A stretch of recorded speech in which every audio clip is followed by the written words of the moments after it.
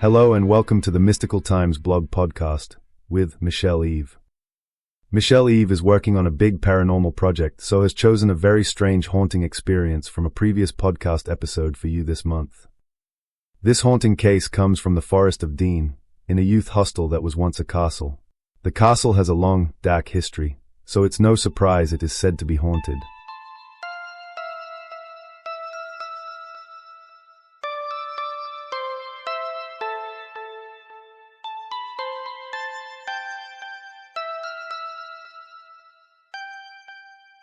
The Hostel Stay from Hell. Mr. George Smith from Chichester was a graduate chemist, so was used to dealing with facts, but had experienced something of a paranormal nature whilst holidaying in Chepstow with his wife, and had written his account to Peter Underwood, who had been an author of many books about the paranormal and was also a paranormal investigator. The youth hostel at St Briavels, which is in the Forest of Dean, wasn't too far away from where the Smiths were staying. The youth hostel occupies part of what was once a 12th century castle.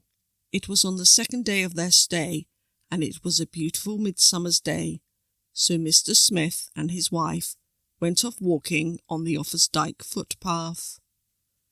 The footpath of Offa's Dyke is around 170 miles long, and the path dips in and out of the border between England and Wales. For the first 10 miles of their walk, it was steep and wooded, but they got to see the body of the river below. The couple made their way to St Briavels as they had booked the youth hostel to stay in that night. They were a little disappointed to see that the village of St Briavels had just a handful of houses, a church, a pub, and the castle, which was complete with moat and drawbridge. The castle had once been owned in 1131 by the then Sheriff of Gloucester, a Milo Fitzwalter. He had been accused of oppressing the tenants of that area by extracting money for taxes. It was also rumoured that the Countess of Hereford freed the tenants from their debts by bearing all, Lady Godiva style. During the 13th century, the castle was used as a hunting lodge for King John. The castle had been regularly occupied until the Youth Hostel Association took it over. As the Smiths were walking to the village, they heard the church bell ringing, and despite usually liking this sound, the Smiths didn't enjoy it, as there was no tune, just a continuous and monotonous tolling.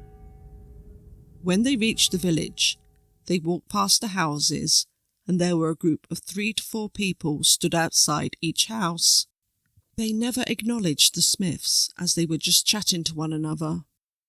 Mr. Smith said he felt as though he was being watched by these groups of people, and sensed them staring.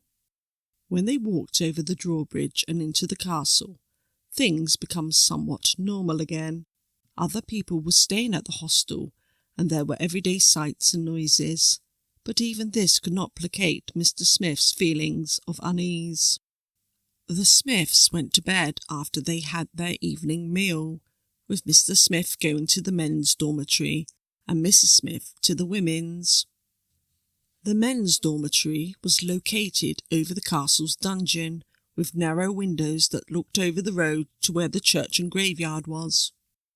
Mr. Smith, being very tired, fell asleep quickly, only to wake up when the church clock chimed midnight. He looked around from his top bunk and saw that most of the other bunk beds were occupied with sleeping men. He could hear some of them quietly breathing as they slept. He felt very anxious for some reason. It was then he heard what he thought were late-night revellers, perhaps coming from the local pub. As the noise came nearer, the noise of the crowd sounded as though they were singing, but Mr. Smith soon realised it wasn't singing. It sounded as though the crowd were chanting. In between the rise and fall of the chanting, he heard strange laughter. The rhythmic chanting felt evil to Mr. Smith, and he felt very distressed about it. But it was then that strange things started to happen in the dormitory. The man sleeping in the bottom bunk under Mr. Smith started to toss and turn, whilst his breathing became heavier until he almost choked to catch his breath.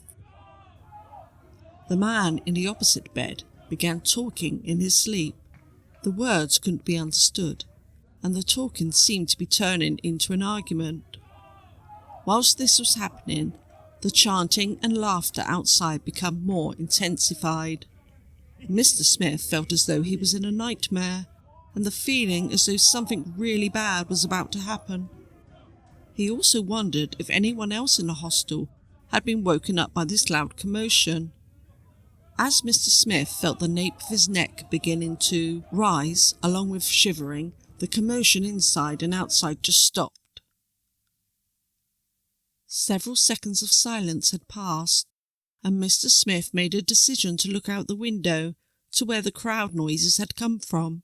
He got off his top bunk, and as he did this, he heard a massive scream, as though an animal was in great distress.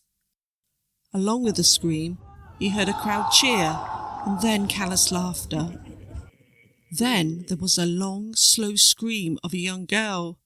The scream was heard as though it vibrated through the walls of the castle.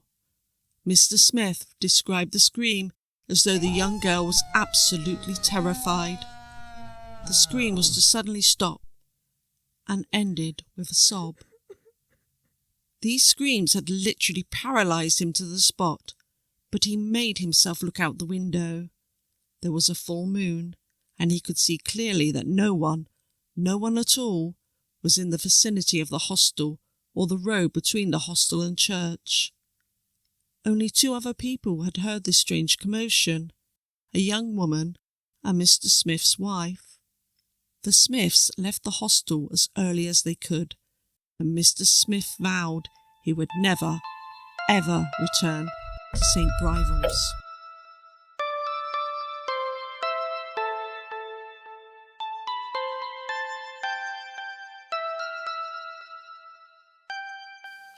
And that's all for this episode, and I do hope you enjoyed hearing those spooky encounters. Till next time.